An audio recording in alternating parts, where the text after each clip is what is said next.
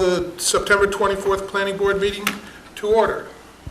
First order of business is the minutes of September 10th. Mr. Chairman, I move that the minutes be approved as edited. Second.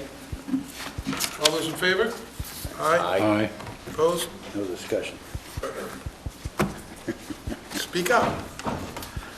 Next on the agenda is approval not required for plans received between September 11th, 2013 and September 24th, including the first one is Richard Zinga to combine two lots into one at 16 Montgomery Court and 0 Worcester Court, Falmouth, Mass. By Stephen Doyle.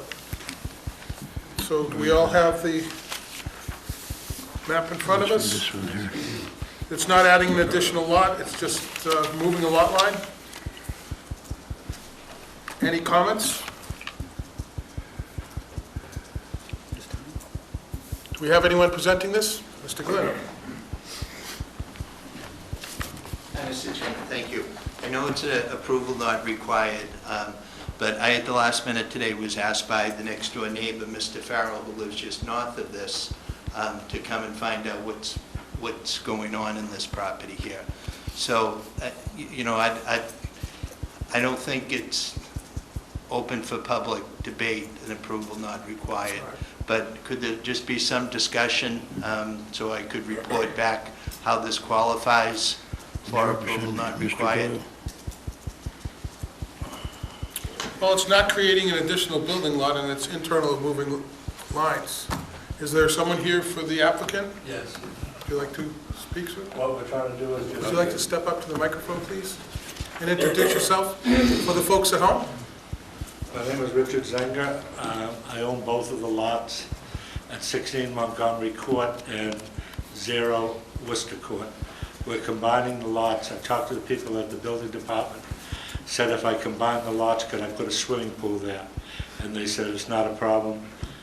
Just go ahead and do it. And that's what I'm here to do. Any comments from any of the members? Mr. Zenger, you own both lots? I do. Yeah, thank you. Mr. Glenn, any further comments? Well, I'm still not sure. I haven't seen the plan, so I apologize. I'm not sure how it meets the requirements of an A&R. You know, adequate frontage and... It doesn't create another building lot. It doesn't create... It does not. Well, I understand that, but does it meet the requirements of an A&R? I thought you needed 100 feet. Frontage. I thought you needed 100 feet. It's only 76. At a minimum, you need adequate frontage to create an A&R lot. Yeah, right. So I haven't even seen the plan, so I'm not challenging it. It's not, my understanding, it's not creating a new lot, Paul. It's the same lot. It's just moving lot lines around. Well, that wouldn't be an A&R then, I don't think. I think that would be some other... The same ownership on both. Right. So if they're combining two lots, that would be something other than an A&R. You know, an A&R is a creature in itself. And I'm just not sure whether this meets it. I think at minimum, an A&R requires adequate frontage. It does. I thought it was 100 feet. Is that correct? I don't know. Would you like me to Yes. weigh in here? Yes, it would. These are existing lots of record. So at the time they were created, there was no frontage requirement. So what you're doing here is an A&R endorsement. It is a plan that is eligible for your endorsement because it's a combination of land. It does not meet the definition of a subdivision.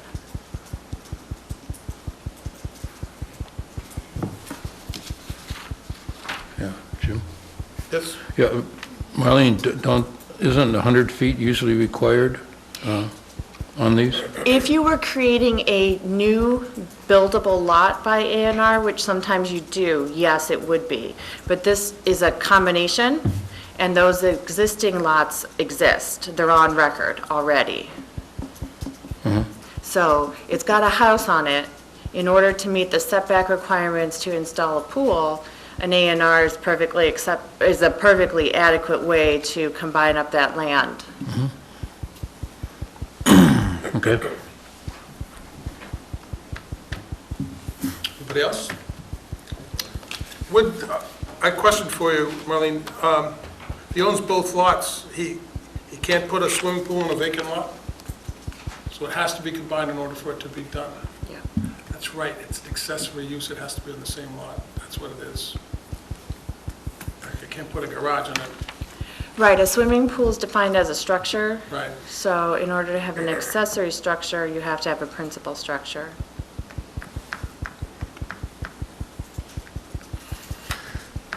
None of the lots in that area have the frontage, it's a pre-existing, it was owned, it was created way before the zoning was, so.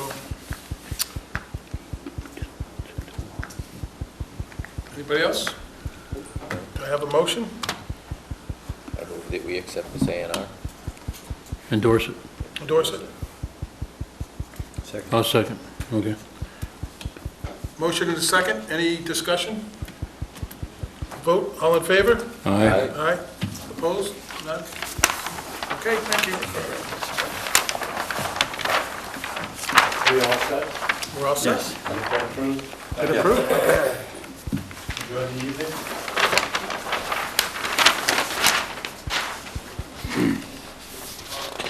Second A&R of the meeting is applicant Frank Wooding to create an unbuildable parcel at 296 Sam Turner Road, East Falmouth, drawn by Holmes and McGrath. For the applicant, Good evening. For the record, my name is Jeff Nickerson. I'm here on behalf of the applicant.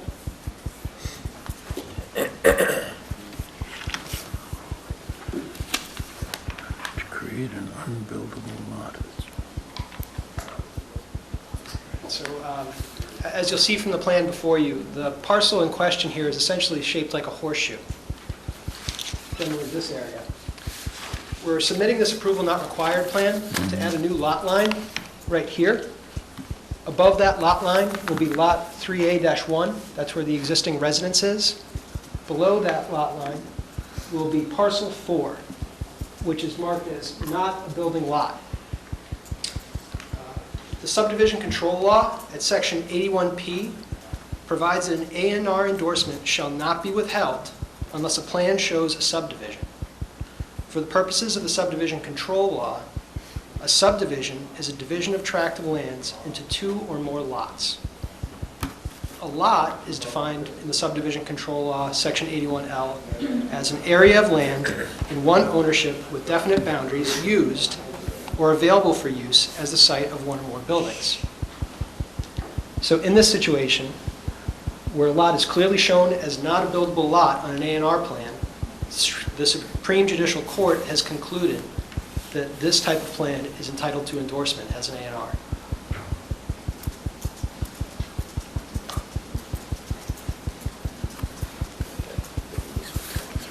no frontage at all, it's pre-existing. They got a right of way to get in, they can't really do much with it. I don't know why they're doing it, but that's not something we can ask. Any comments? Yeah. I have a question for Marlene. Saying that it's not a building lot, is that the same thing as saying it's not a buildable lot? Yes. Yes, and it's labeled a parcel. That's really what we look for. The parentheses and the marginal notes are important as well. And yes, they mean the same thing. But you'll notice lots that are entitled to building permits are called lots on the plans. Non-buildable pieces are called parcels. Okay, thank you. Any other comments? Have a motion? I move we endorse the lot for Mr. Frank Wooding at 296 Sam Turner Road. I move that we endorse the approval not required. Second. Any further questions? All in favor? Aye. Opposed? None? All set? Thank you.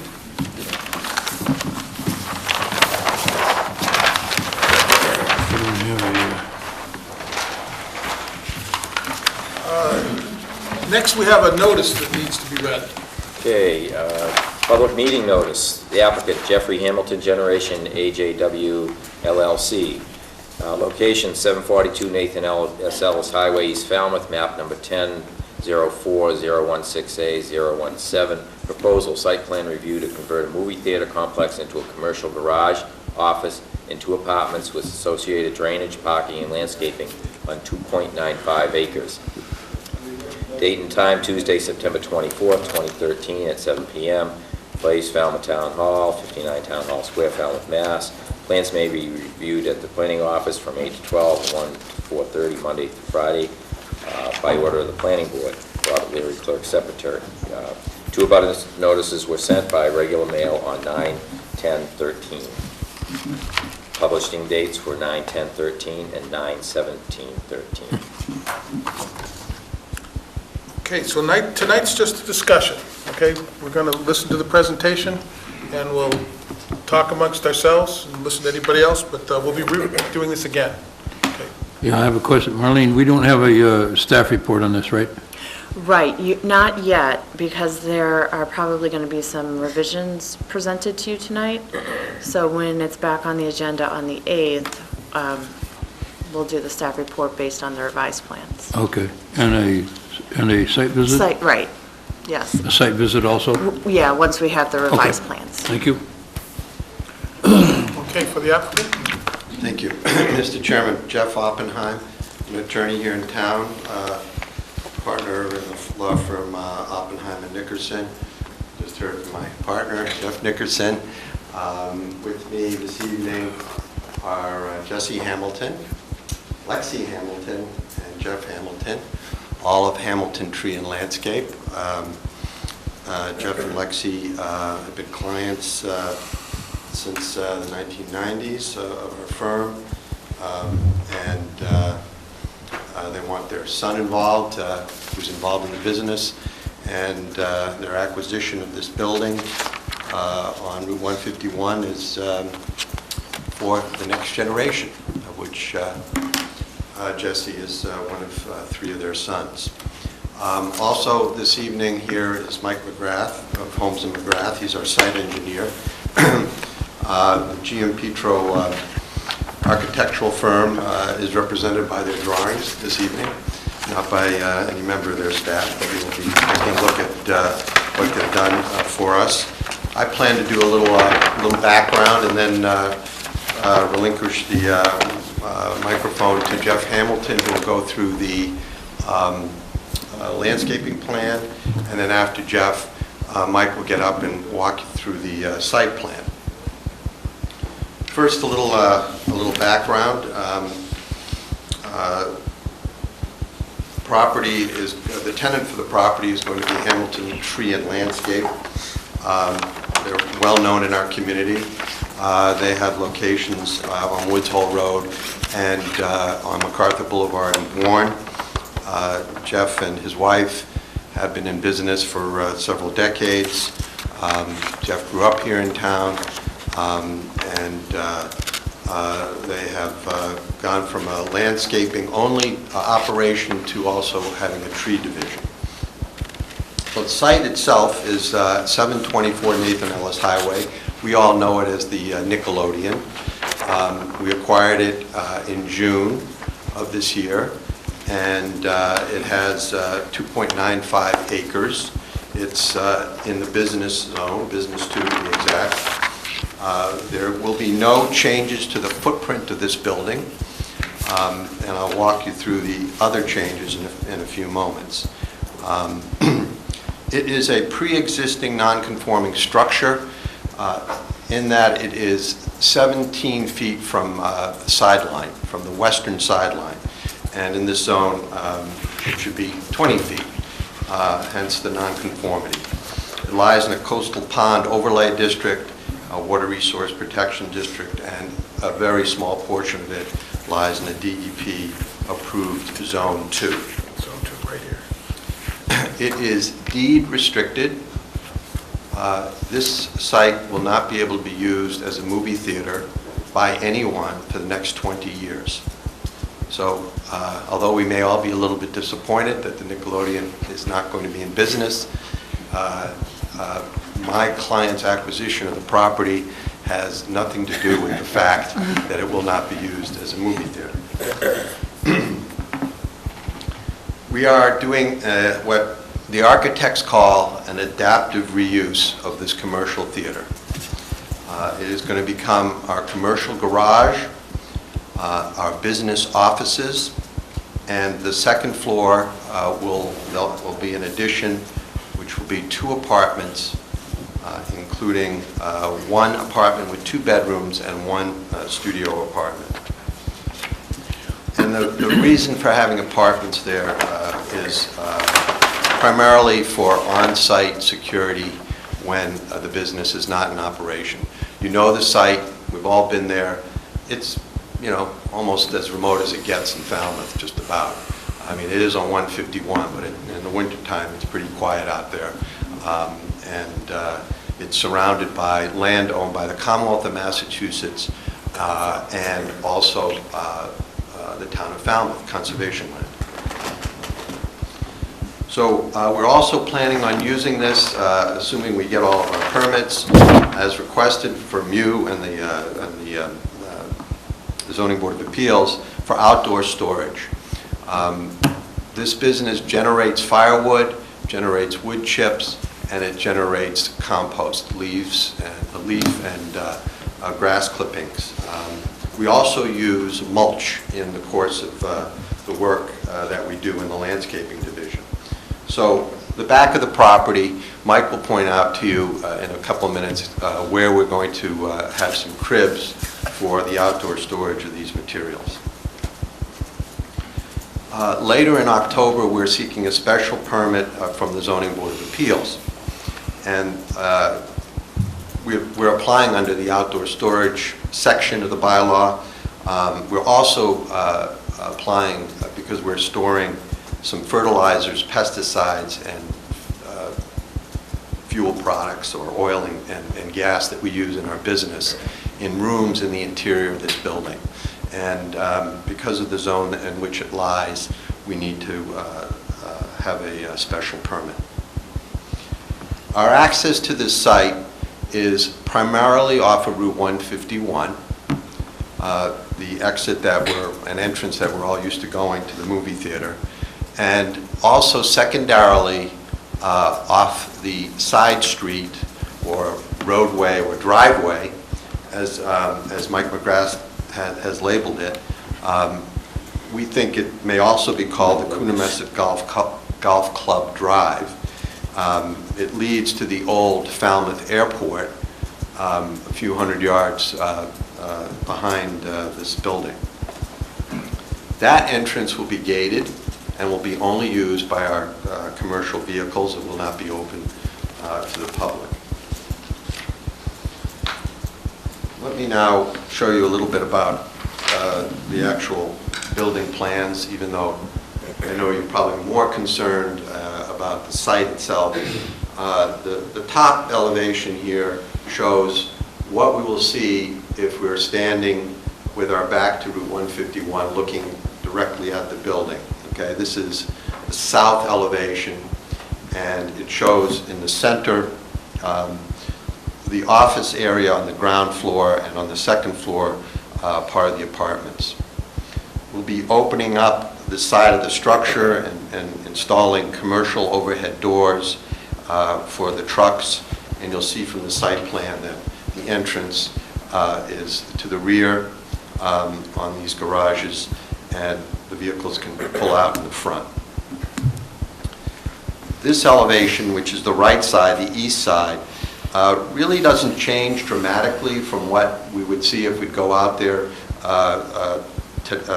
tomorrow.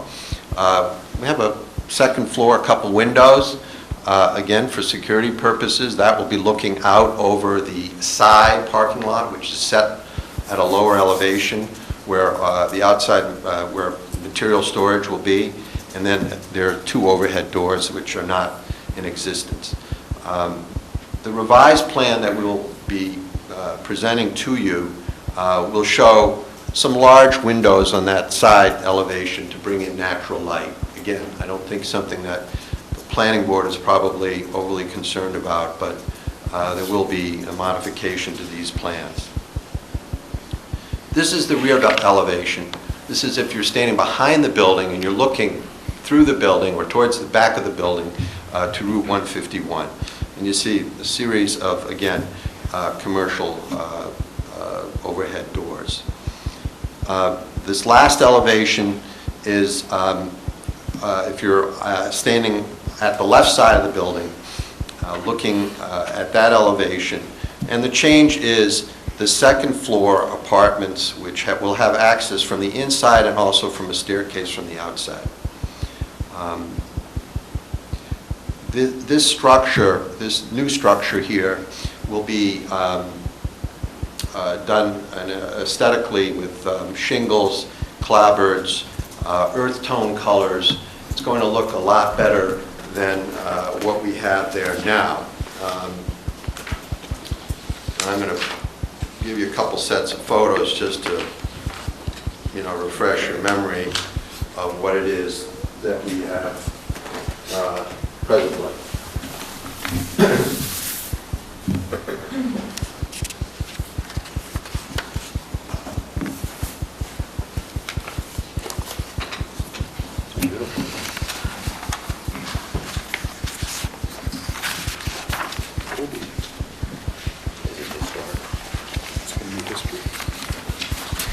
We're going to add a lot of windows to that front elevation. We're going to change the roof lines.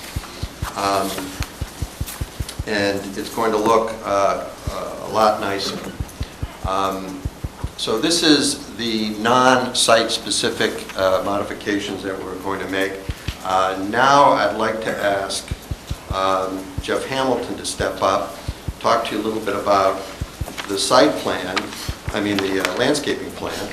And before he starts his presentation, I'd like to just remind you of how attractive both of his properties look in our community. He's done a really good job, and he'll do the same at this site.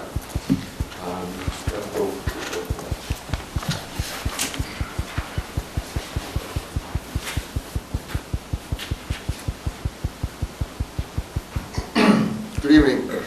Jeffrey Hamilton, Hamilton Tree and Landscape. So here's very minimal landscape plan. We've decorated the front significantly with azaleas, hydrangeas, rhododendrons. There's some very large sweet gum trees along this right side. We've already exposed those if anybody's been out there lately. We've also got some winterberry,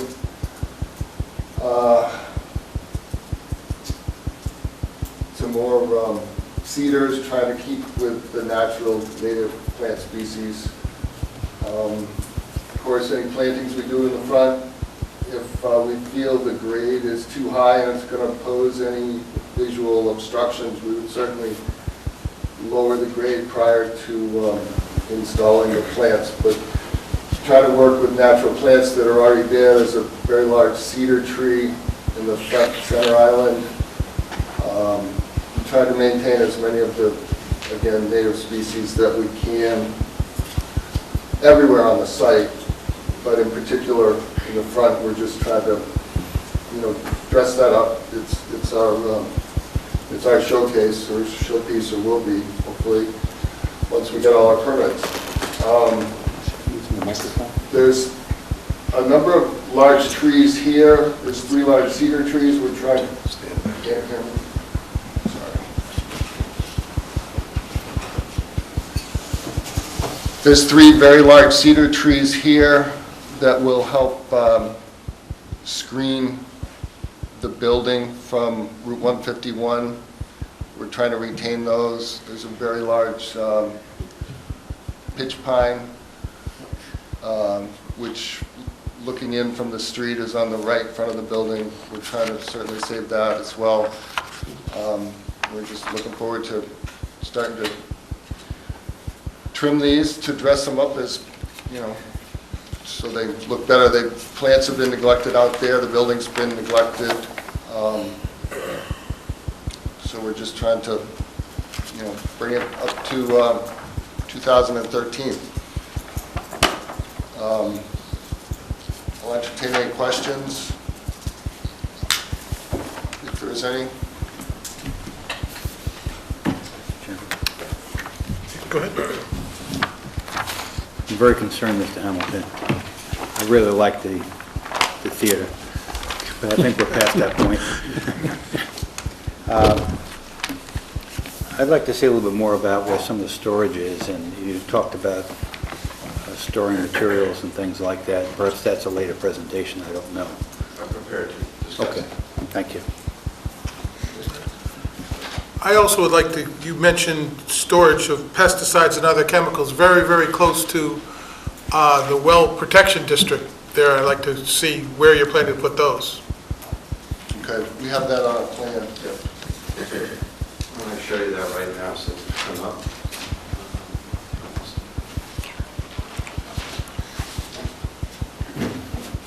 So this is the ground floor of the proposed new building.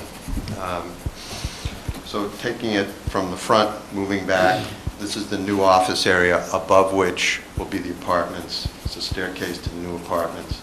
We have laboratories here, employee lounge,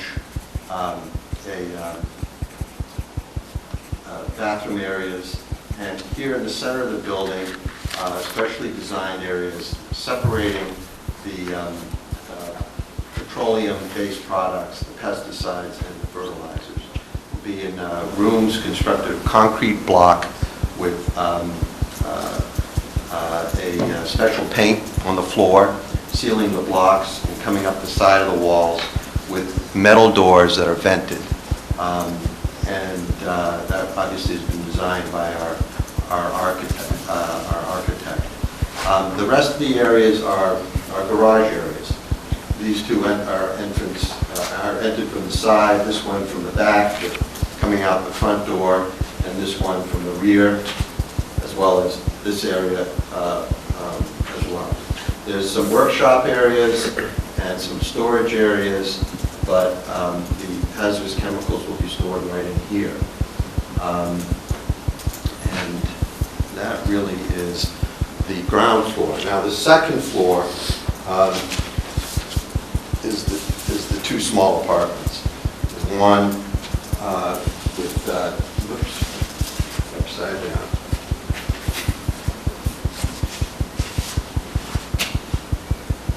This is the two-bedroom apartment, which faces the front. Two small bedrooms, bath, and kitchen area with a living room. And then on the other side of the staircase is a studio apartment.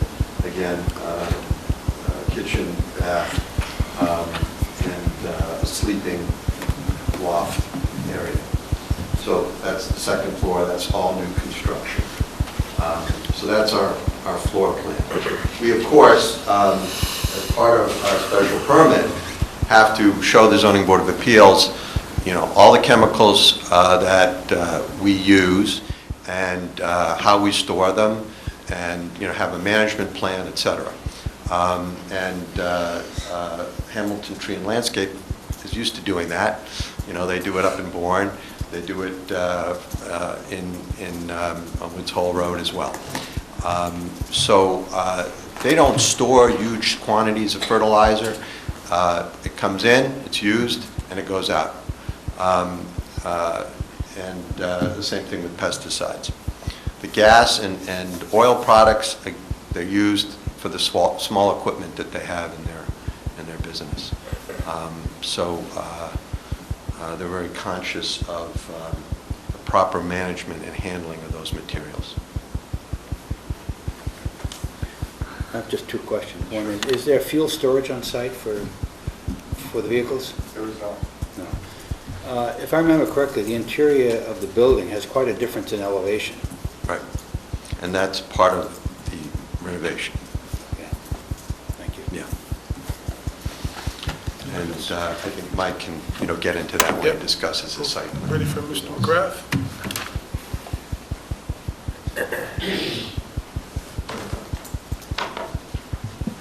That's the plan.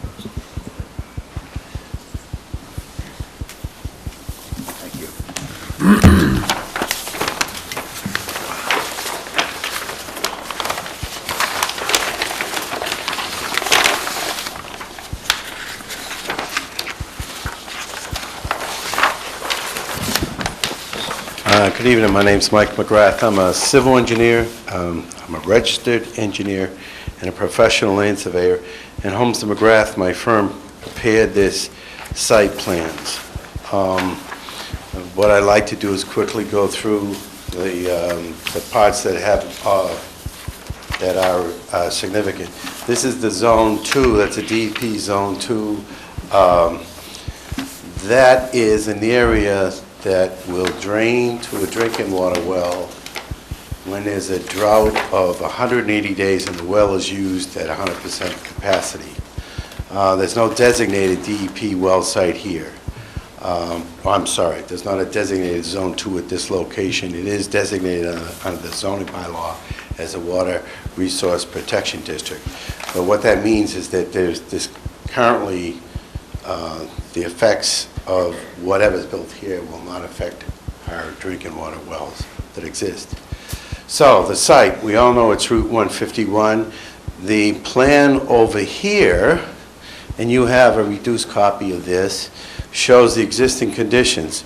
Existing off of 151 is, there's two islands that come in, and then there's a parking lot, and it has a rather strange shape. I should have dashed it.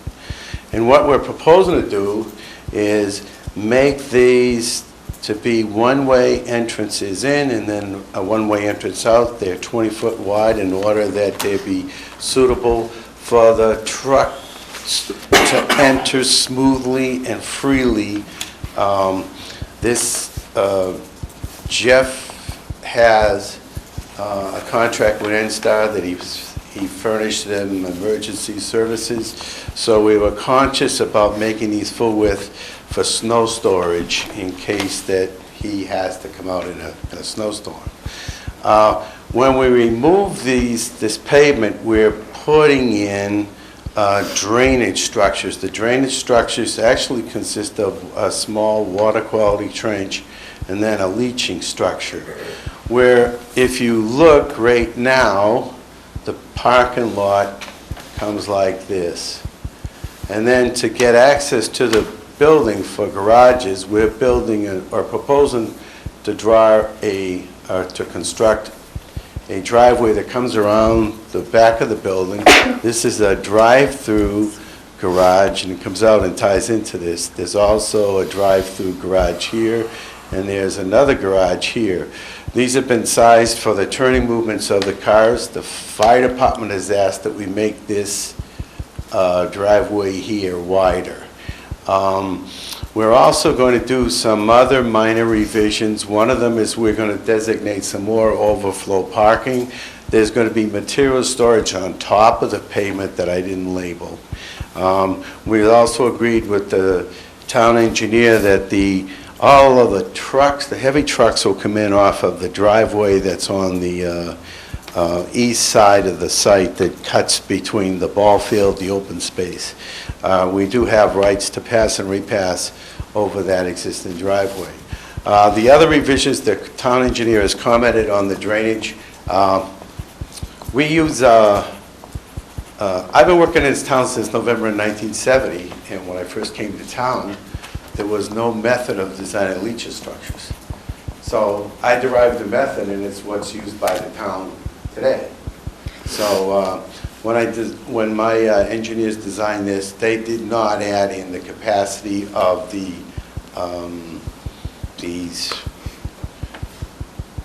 water quality trenches. So it appeared to the town engineering, the assistant town engineer, that the systems were not quite big enough. They're plenty big enough. I would just revise the calculations and resubmit them. I've been around a long time, and I live in a subdivision where I designed the drainage. The drainage was built in first in '76 and later in '84. A couple of years ago, we paved all our roads, and I inspected 51 leaching structures. And out of 51, there was only one that needed to be repaired. So I have a lot of faith that these structures will last a long time. In the back, we have designed a drainage that is, it would meet a DEP standard for for the discharge into a sensitive area. And what that is, there's a long, what's called a water quality swale, and then underneath is a series of leaching structures, and occasionally there are these inlets that come up and perforate the bottom of the trench. Now, as far as the site's concerned itself, there's been a change in the plumbing code that says if you have a garage door on a commercial building, you have to have a trench grate. Trench grate has to go to an oil water separator, and then it has to go into a holding tank. So if you look, you can see on this plan that there are a series of holding tanks. That's a recent change in the plumbing code. It's been probably a year old, and we're doing it everywhere. Everywhere there's a commercial building with a garage door. There's also a wash pad here. We can have a wash pad in Massachusetts for trucks as long as the water is recycled. So what we're doing here is that the water is collected from the wash pad. It is actually pumped through a sand filter. It comes back into a holding tank, and there's a pump that basically pressurizes the hose. So this water is continually recycled. It can be replenished, and that's also a requirement of DEP for washing trucks anywhere in Massachusetts. You have to collect the water and treat it. And there's also going to be a Title V system shown here. So the bottom line is that we look at all of these different changes that we are proposing, we think meets the performance standards of the Falmouth zoning bylaw under performance requirements for site plan approvals. We are going to do some revisions. As I said, the fire department wants this to be wider. We're going to file revised comments or calculations with the engineering department.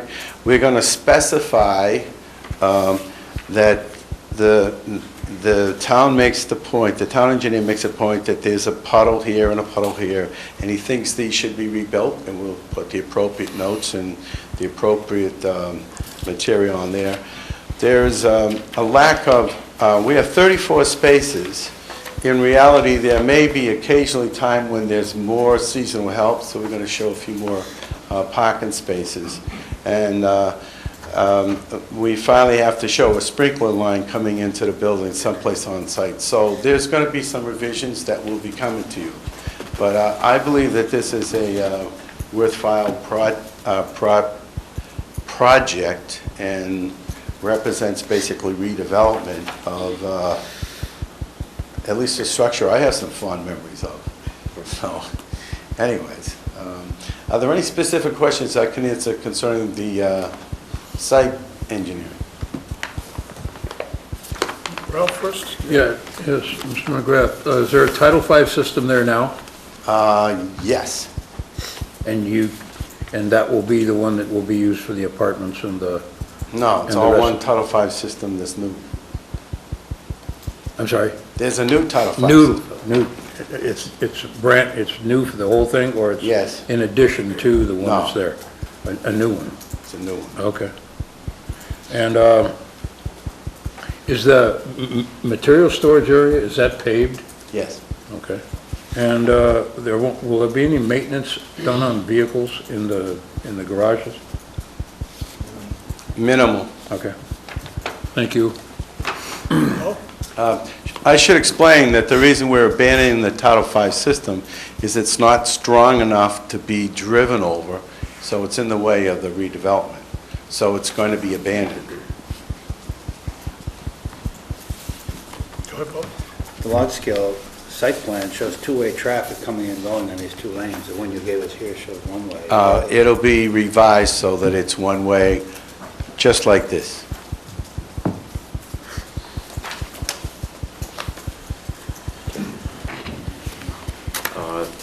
The parking in the front there, is that strictly employee parking, or vehicles, work vehicles going to be left there as well?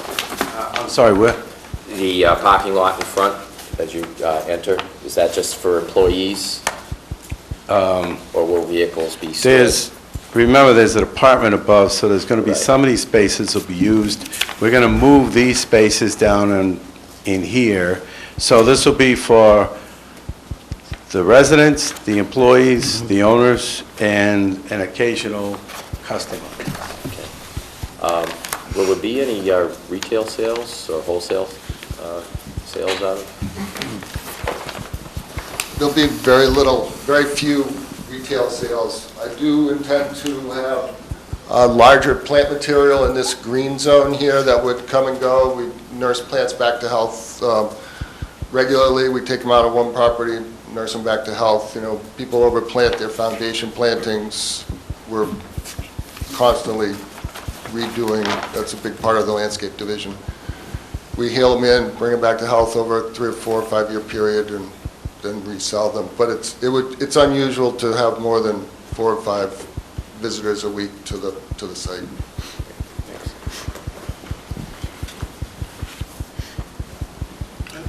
So I'm wondering why the wash pad is in that Zone 2 area and not over here in this other parking area. I understand that it's all contained and collected, but it just seems funny to me that it would be over there. I'll be blunt that the actual area that's actually influenced, or actually drains, is probably the middle 25% of the Zone 2. And so the risk of this ever reaching the drinking water well is extremely remote in my mind. That's the way it is. It has to be self-contained. We have to certify to DEP that it's watertight and waterproof. So I don't look at it as a significant risk. I've actually designed these much closer in other Zone 2s in other towns. All right. I have a question. Mike, isn't it right on, or you're saying it's on the edge, but isn't it right in the Zone 2? I mean, it's... The blue line is where the Zone 2 is. Right, so half this car wash or truck wash is in that zone.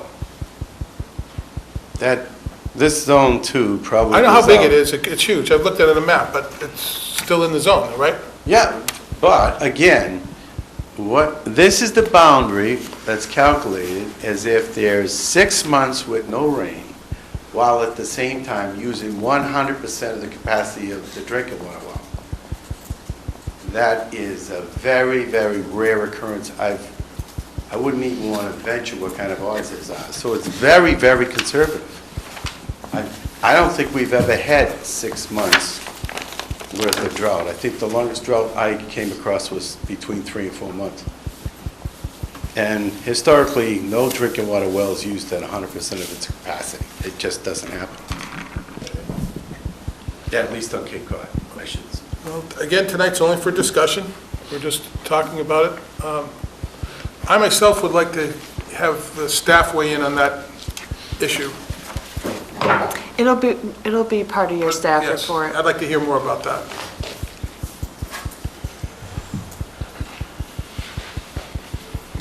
Anybody else? I guess my question is, what necessitates it being there as opposed to someplace else? I mean, is there, what rationale?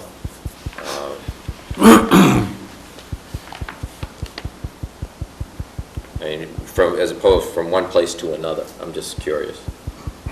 I was trying to get it so that it was next to one of the garage doors, is what I was trying to do, and that seemed to be the most logical garage door because you drive through there. There wasn't enough room over where the septic system was. Okay.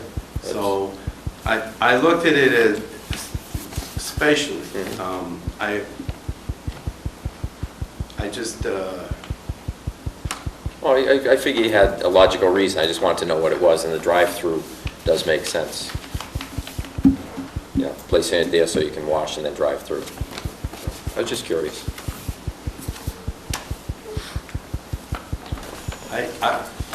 Besides, I really do not think And even if this system leaked, the filter will take out almost every pollutant.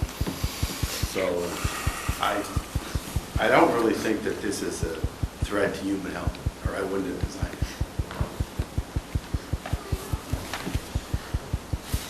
Any more comments? Okay. So we'll keep this open. We're going to be bringing this back up in a couple of weeks. And at that time, we'll have staff comments, and the discussion will still be open for everybody, right? Both public comment and amongst ourselves. So this is just the first go-round. That's all I had to say on it. Thank you. You're welcome. The next is correspondence. We have, there we go, a couple items. There we go. What happened to correspondence? Purple. Yeah, it's not in there, though. It got moved. It's going to be under one of these plans. Jim, is it in your brown folder? Good night. Thank you. It's not in the purple folder? I think I had them out, but they're here as well. Okay, the first one is from the Buzzards Bay Coalition. I'm not going to read the whole thing, we're just copied on it. It's really to the selectmen, and they're really asking for an extension. More time. For public comment For on the public comment period to be CWMP. kept open for a longer period of time. So For what? this is the For the CWMP. Oh, comprehensive plan, oh, okay. and it's the letter to the selectmen, we're just CC'd on it. It's going to be Yeah, continuing. and the selectmen have already sent it to the state, right? They're coming back, though. The public comment period is still open. That's what they're asking for here. It's already been submitted to the state? What's the point? The draft has, yes. Not final. And they're talking about the public comments before it's finalized. Another 30 days, basically.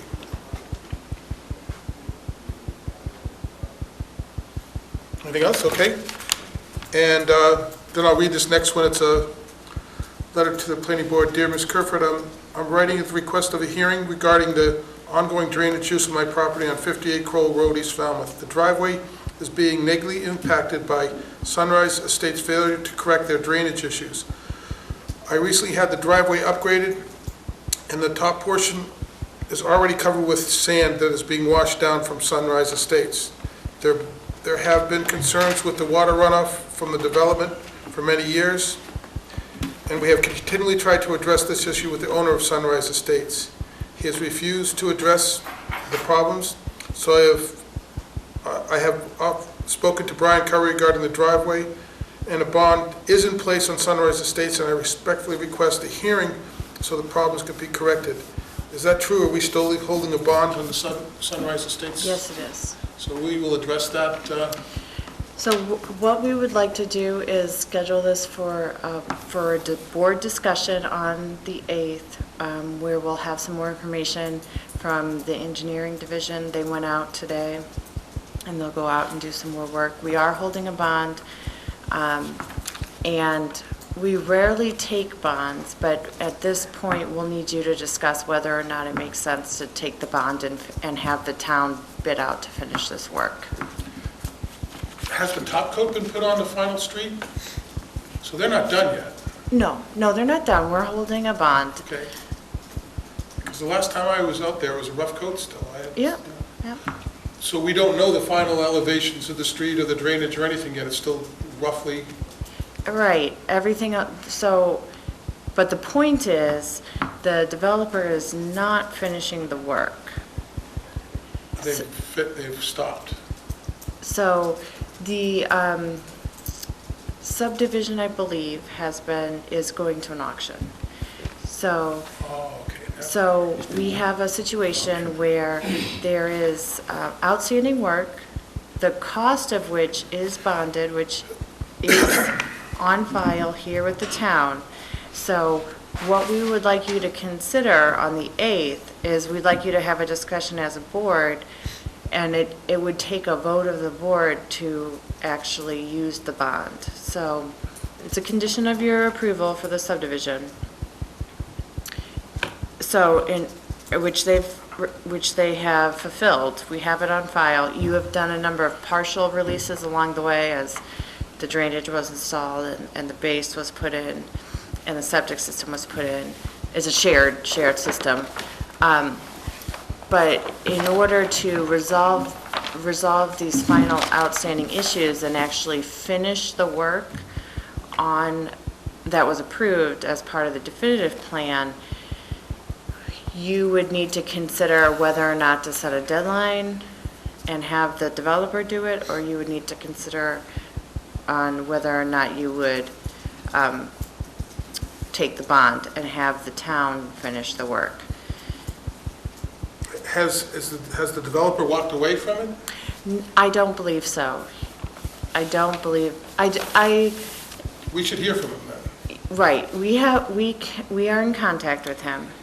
But what part of the discussion should be on the 8th is there's a certain amount of time before the asphalt plants close, generally in early to mid-December. Yeah.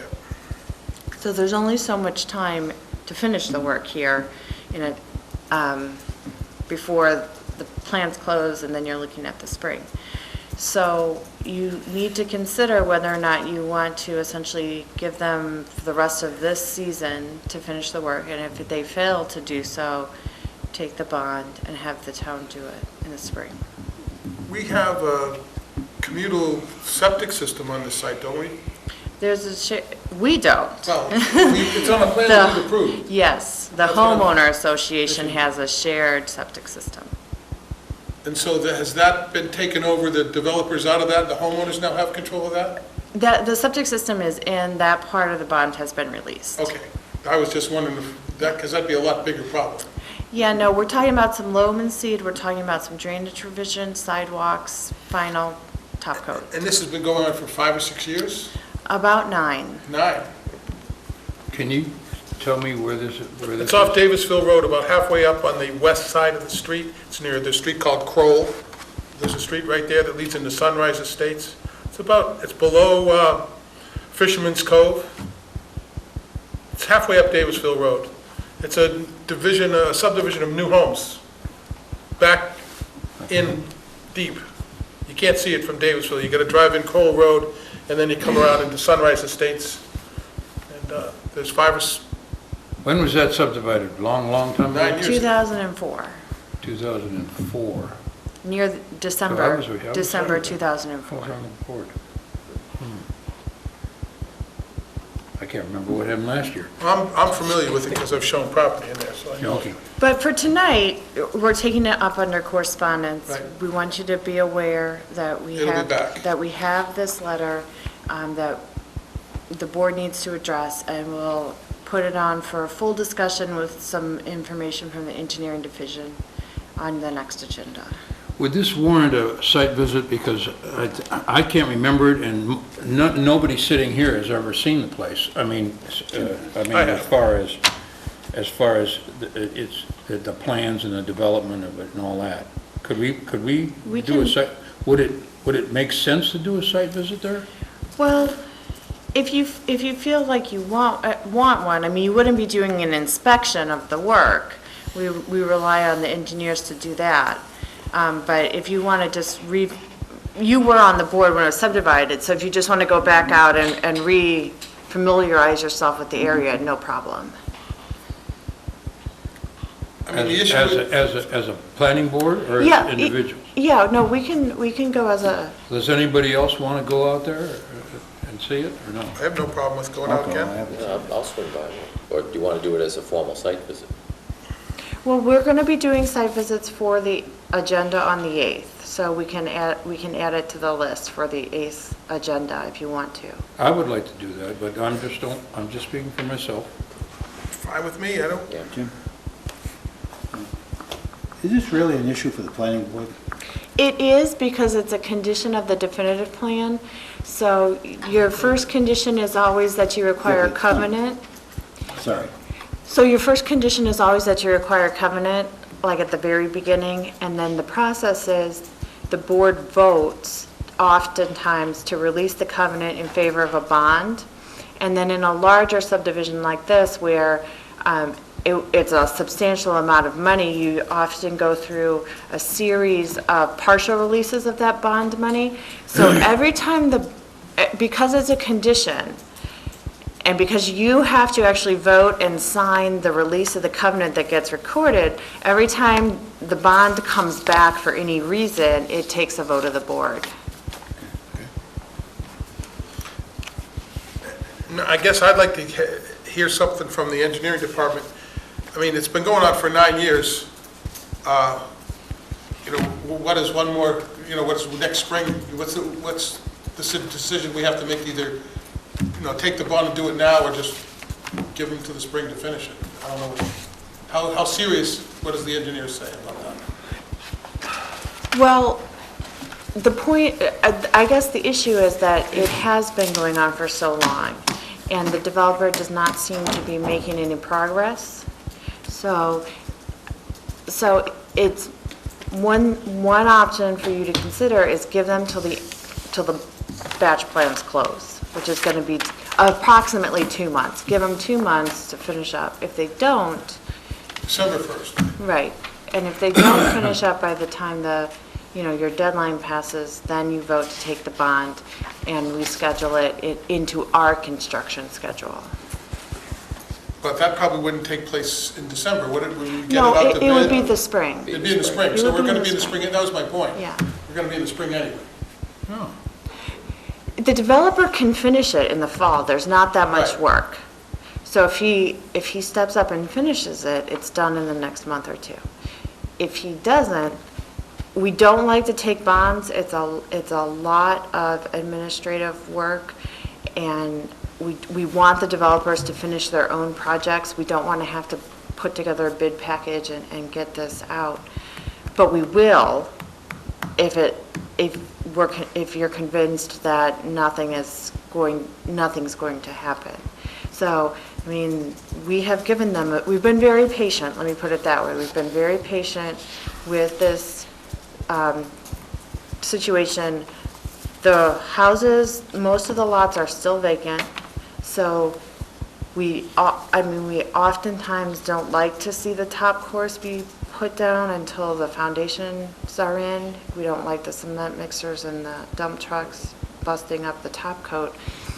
But this project the drainage in this project is not working right. It is impacting neighbors. It's been impacting them for a long time now, and the developer is not taking the adequate actions to resolve the problem. So we don't come to you often with the suggestion that you take a bond. So it's a fairly serious vote. You'll need to discuss it on the 8th. We'll have more information from the engineers. We'll go out and you can take a look at things and understand the situation. But this is something that rarely happens. Usually projects are finished and, we give them their money back. First Ralph on the outside and then move back. to yeah, the if this is an unusual situation and it's important and we received a letter from someone who's being violated by the fact that they haven't finished it, and also the fact that it's been going on so long, why don't we invite the developer to come and see us face to face on the 9th?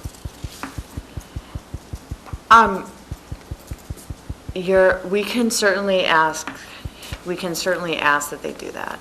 Okay. I would recommend we do that.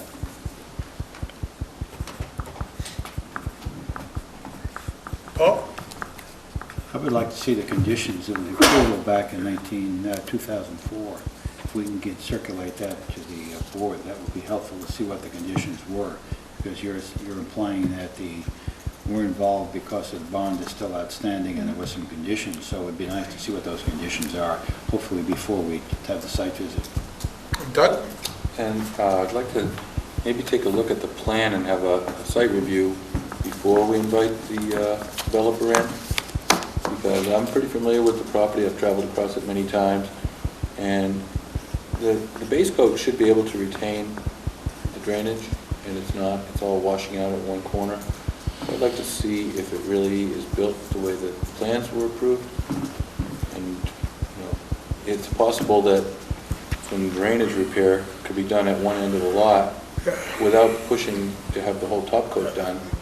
That was my question. What is the extent of the area of the washout? This is a very long street. Crow Road starts on Davisville Road. It goes in a couple hundred yards before it even gets to any of the houses. Where does this washout happen? Do we have to do the whole thing or just fix this one It's problem? a problem area at the corner, at the convergence of the lot and the road. It's sort of a low point, and it just kind of drains off into the other people's property. So, Well, we'll have plans at the site Right. visit, right? Yeah, Okay. before you get into, I mean, this is not the discussion, so before we get into too much here under correspondence, we do have the approved plans. We will bring those, we will show those to you. We have the written decision that was filed. We'll have that for you. And when we do a site visit and when we have the discussion on the 8th, we'll talk about the fact that the approved plans, the project was not constructed according to the approved plans. So those are all things we can get into, when we've got it properly noticed and on the agenda for a full discussion. I think it would be great because we're going to have more subdivisions. We might as well see where this one got messed up for future use, and so we can understand it so we don't do it again. I'd like to have a site visit, look at the plan carefully and up there. Yeah. One more. Are we going to invite, we agreed that we're going to invite the developer to that meeting? Yes, I don't, anybody else have a problem with that? No, to the site visit or the meeting here? Not- Meeting here? Meeting here, right. Yeah, site visits are not public. Public way. Yes, I think he needs to be. Paul first and then There Doug. seems to be an awful lot of issues involved with this, because it's been going on for a long time, and it'd be helpful to have a staff report summarizing what really is going on here. You'll get that from the engineers, I think right? there's- Again, I think there are a lot of this issues is here. correspondence, remember. We're really discussing this too much. This is really just But it would be correspondence. We've helpful to have a dove in staff deep here. report because of the length of time and the issues involved I agree. and everything else. my only point was that I think the site visit should come before the meeting. Absolutely. Yes, yep. Okay.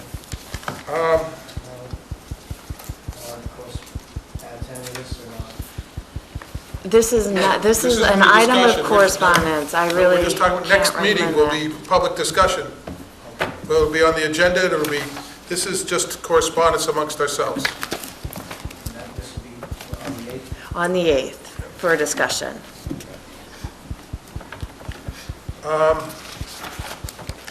Don't have anything else on the agenda. That's it? I have a question. Go ahead. We received notice about a joint meeting with the Board of Selectmen, and I asked what the issue was. Can you give us a briefing on what that's supposed to be, or what the issue is? I actually don't know. I asked Brian today, and he and Julian have not drafted up an agenda yet, so I don't know. I've But- asked for an agenda as well. But when they've done that, you'll get it. It's interesting that they request a meeting without knowing what the issue is. The last meeting we had was on Spring Wells Road, and we were pretty heavily criticized for that, even though the board had never taken a position on that 40B housing. So I'm just curious if that's the same I don't thing know. again. Okay, thank you. And we don't have on the agenda tonight any subcommittee discussions or updates. So with the lack of anything on the agenda, I will accept the, I move adjourned. Second. all in favor? Aye. Can I see that Set. letter on the, We're adjourned. can I see that letter on the... Yes.